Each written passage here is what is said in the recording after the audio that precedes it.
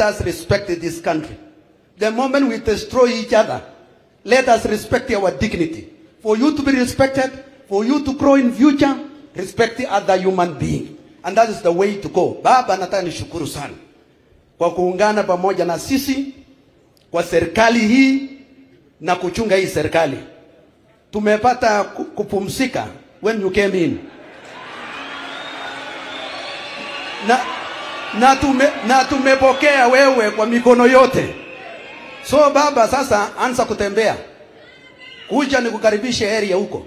So wewe najua umekuja El Chamus, umekuja pata watu wangu minority ya Endorois, umekuwa kwa Marigat, umekuwa kwa Baringo. Kuja salamia watu sasa. Wewe huko serikali, wewe ni serikali. Sasa hii serikali fanya kazi. Na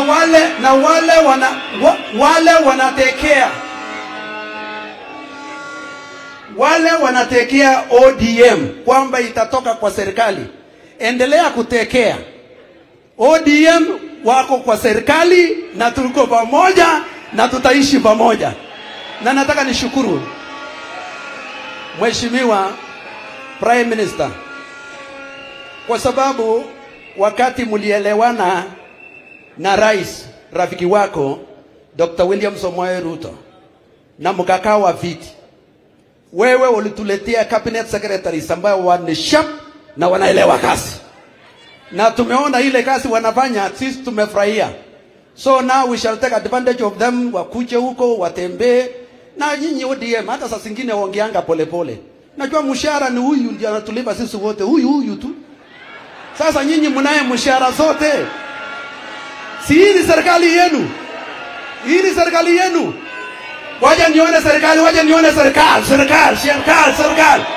Ili nikirudi kwa Rift Valley niambie huko Nyanza yote ni serikali. Baba, wewe ni kiongozi Afrika.